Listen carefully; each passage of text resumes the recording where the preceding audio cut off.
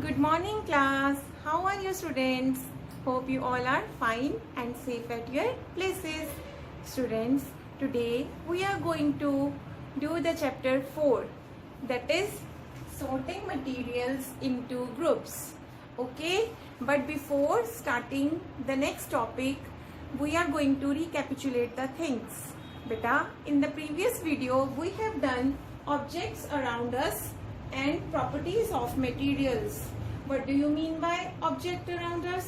Objects around us, as you have seen a lot of things around you in your daily life. अगर आप अपने room को देखें तो आपके रूम में कितनी सारी थिंग्स हैं. See, there is fan, AC, maybe cooler, bed, table, chair, TV cabinet, and lot of things are there. Okay, suppose the thing that is made up of wood, we have taken chair is the example. Chair may be made up of wood and maybe of plastic. आपके घर में दोनों तरह की chairs होंगी, plastic की भी होंगी, वुड की भी होंगी. इसी तरह प्लास्टिक से और क्या बन सकता है? अगर हम कंसीडर करें, प्लास्टिक से टॉयज बनते हैं, प्लास्टिक से बहुत सारे किचन के यूटेंसिल्स बनते हैं, प्लास्टिक से आपके टूथब्रश बनते हैं, प्लास्टिक से लॉट ऑफ थिंग्स, टेबल में भी pen and lot of things are there. Similarly wood से भी बहुत सारी चीजें बनती हैं.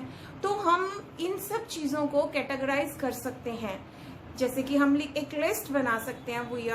We can prepare the list that the objects which are made from would.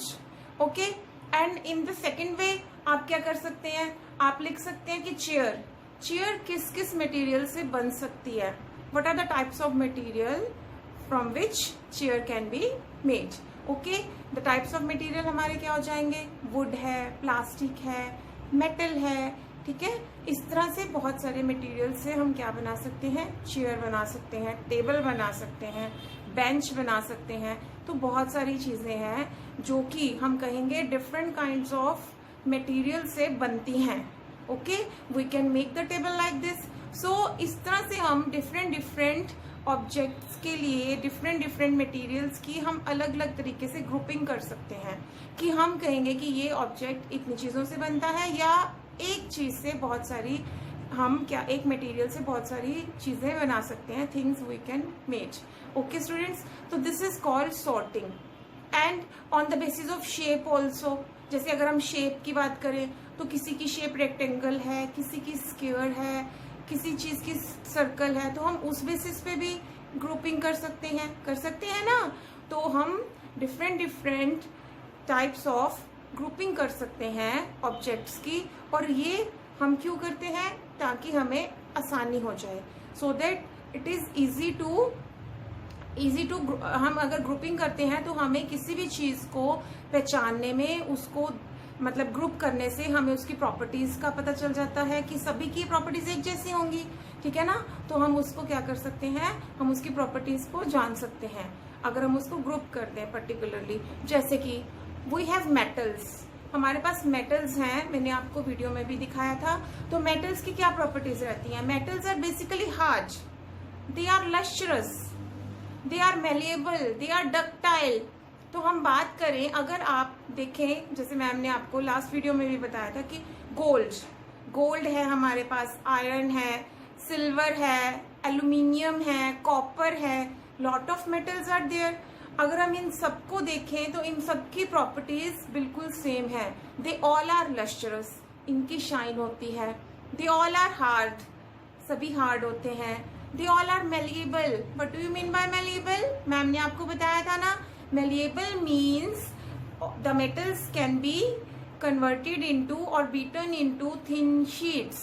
Okay, ये metals की property होती है, इसको बोलते हैं malleable होना. Okay, next is ductility. Metals are ductile in nature. And what do you mean by ductility? Ductility means the property of the metals by which metals can be drawn into thin wires. वो thin wires में क्या हो जाते हैं? convert कर सकते हैं हम उनको. कॉपर की वायर देखी है ना आपने, गोल्ड की बहुत सारी गर्ल्स पहनती हैं, इयररिंग्स की फॉर्म में, है ना. तो वो क्या होती है? बारीक सी वायर ही तो होती है. तो वो मेटल्स की प्रॉपर्टी है कि हम उनको वायर्स में कन्वर्ट कर सकते हैं. ओके, तो ये हमारा प्रीवियस वीडियो का जो था टॉपिक रहा था। तो अभी आज का हम टॉपिक स्टार्ट करते हैं बेटा। आज हम करेंगे today soluble and insoluble materials. We are going to sort the materials on the basis of their solubility. Some materials are soluble in water, as you all know.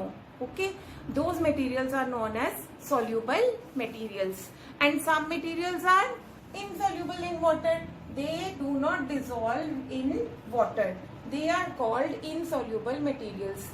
The materials which dissolve in water, they are called soluble materials, and the materials which do not dissolve in water are called insoluble materials. For example, there is sugar. Sugar is easily dissolved in water. We can dissolve the sugar in water. हम करते हैं ना, नींबू पानी बनाते हैं ना आप घर में, लेमन को भी डिसॉल्व करते हैं. It is also easily dissolve in water. So ये क्या है, सॉल्यूबल सब्सटेंसेज हैं. ठीक है. और जो इनसॉल्यूबल है, जैसे कि आपके पास ऑयल है, oil is insoluble in water. Okay, it floats on the water. Clear? And other things, there are so many things. Sand is insoluble in water. Okay, so हमारे पास बहुत सारी और भी चीजें हैं. chalk powder है, it is also insoluble in water. तो activity करके देखें एक. Okay, let us start with the activity. Yes students, the activity is that to find out whether the material or the substance given is soluble or insoluble in water. I have taken these 5 glasses half filled with water, and I have also taken the material. You can see here that this is washing powder, this is lemon juice, and this is sugar, and this one is chalk powder, and I have also taken the oil. Okay, let us dissolve the things in the water. And now put 1 spoon each of the substance given in the water.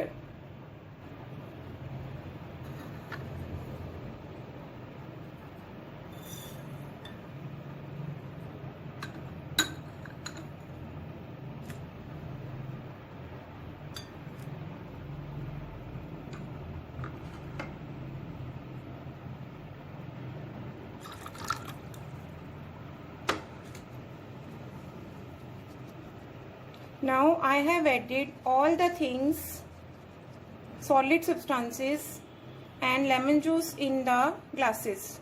Now I am going to put some of the oil in the 5th glass.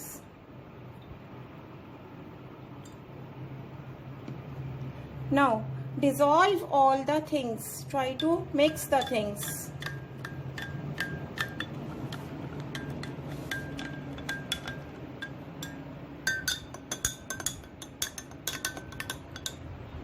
You can see now what will happen.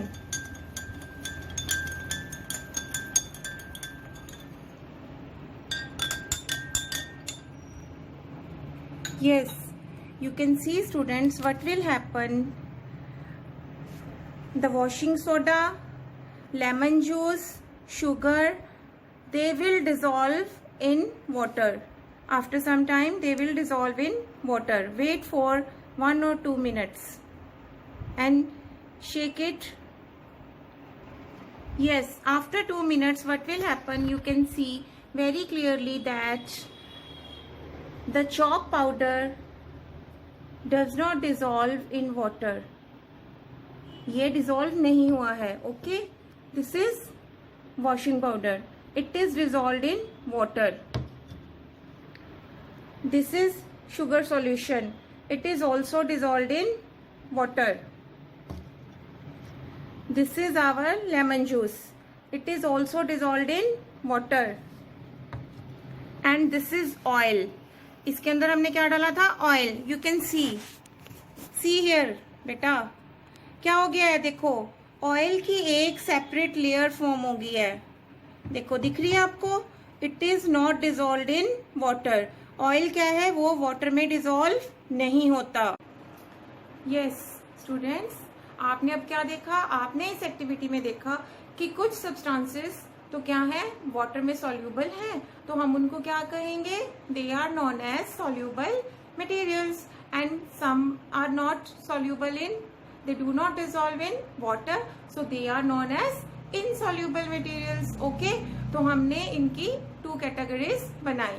Okay, next is the material में float और sink.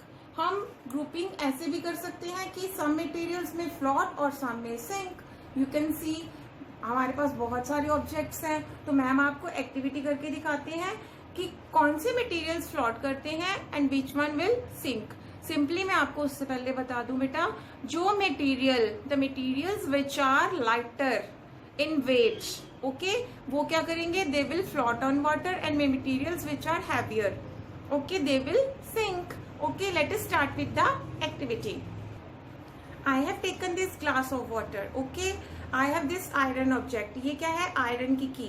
Okay, I am going to put this in this water. What will happen? आप देख सकते हैं ये sink कर गई है, फ्लोट कर रही है।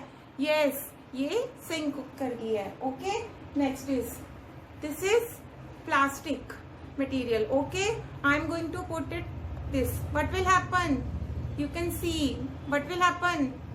This is floating. Okay, next this is iron clip. I am going to add it water. What will happen?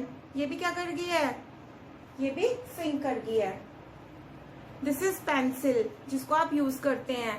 Okay, मैंने ये पेंसिल ली, किसकी बनी हुई है ये, this is made up of wood. I am going to add it. देखो ये क्या कर रही है, ये फ्लोट कर रही है, सिंक तो नहीं करी, देखो, ठीक है students. This is iron nail, ये क्या है, आयरन की nail. What will happen, it also sinks. This is coin, I am going to add it also. What will happen, ये भी क्या कर गया, ये भी सिंक कर गया। This is plastic crayon, I am going to add it. What will happen, देखो ये भी क्या कर रहा है, फ्लोट कर रहा है। यू कैन सी, देखो फ्लोट कर रहा है ना, ऊपर नीचे तो नहीं गया। लीव्स, मैंने लीव्स भी लिए हैं। नाउ मैं इन लीव्स को भी वाटर में ऐड कर देती हूँ। देखो क्या हो गया, टॉप पे ये क्या कर रहे हैं, टॉप पे ये फ्लोट कर रहे हैं। Okay, this is steel spoon. क्या है, स्पून आपकी किचन में होता है ना, तो हम इसको भी ट्राई करते हैं कि फ्लोट करेगा या सिंक करेगा। ये भी क्या कर गया, सिंक कर गया, फ्लोट तो नहीं किया। तो इस तरह से हम थिंग्स को भी कैटेगराइज कर सकते हैं। We can sort the materials on the basis whether they float और they sink. Okay students, have you seen the sunlight passing through the window to your room? आपने देखा है सनलाइट को पास होते हुए, देखा है ना। जब सुबह दिन होता है आपका 7 o'clock 6 o'clock के बाद क्या होता है, रूम में आपके लाइट एंटर करनी शुरू हो जाती है। कैसे, विद द विंडोज, ठीक है, they are passing through the light is passing through the windows. But is और can you can say that light can pass through the walls also? No ना, लाइट हमारी वॉल से तो पास नहीं कर सकती ना, किससे पास करती है, विंडो से पास करती है।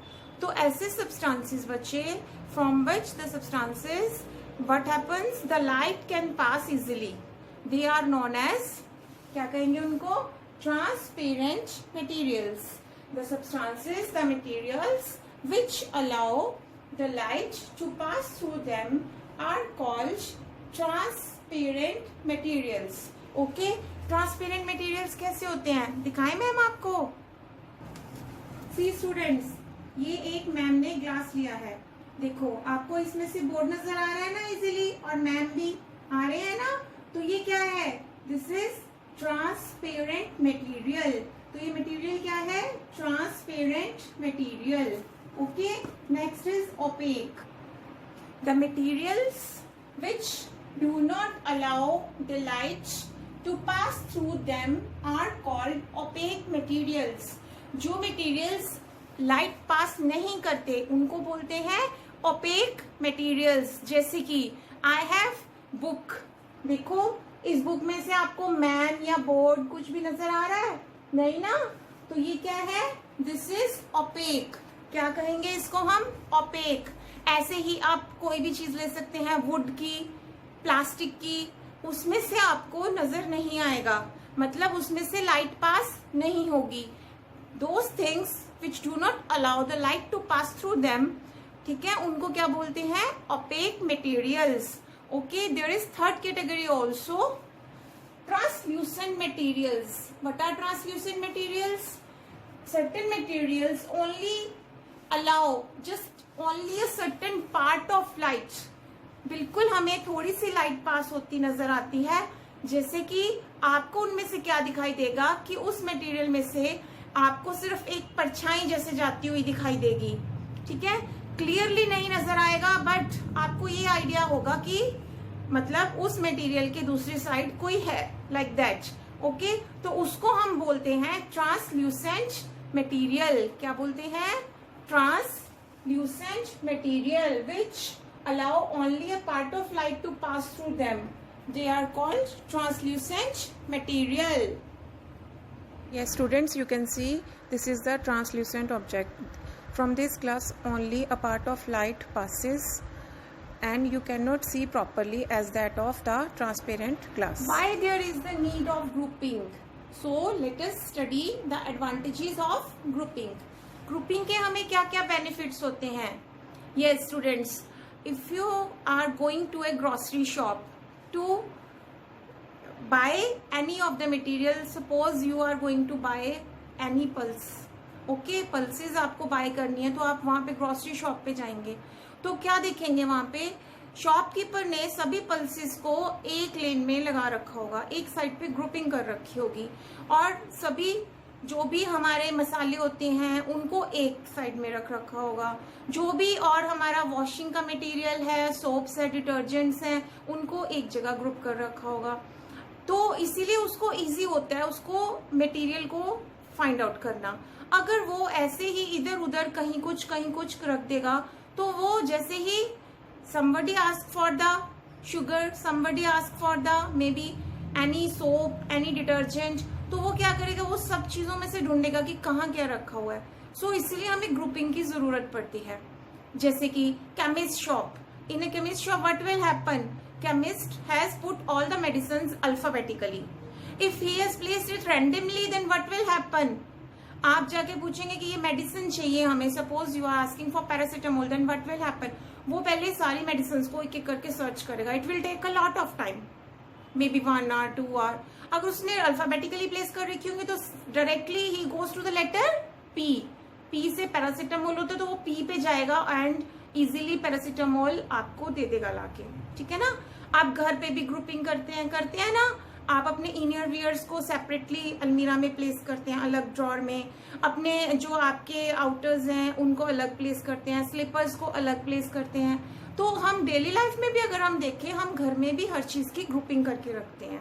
ओके स्टूडेंट्स, तो grouping is must. We have to group the things. इससे हमें इजी हो जाता है चीजों को फाइंड आउट करना. और वी कैन ऑल्सो हमें ये भी पता चलता है कि भी हमें कैसे उनकी प्रॉपर्टीज क्या है सभी चीजों की. ऑल द थिंग्स मतलब ये जो भी ग्रुप की हुई हैं इनकी प्रॉपर्टीज क्या है, वो प्रॉपर्टीज क्या होंगी? सेम होंगी. हम उनको तभी एक ही ग्रुप में करेंगे, एक ही ब्लॉक में रखेंगे. Okay students, so we have done and we have completed the chapter 4, sorting materials into groups. Okay students, तो आप सभी घर पे इस पूरा चैप्टर को एनसीईआरटी को अच्छे से रीड करेंगे, अपना ध्यान रखेंगे. Okay, take care, bye bye, have a nice day बेटा.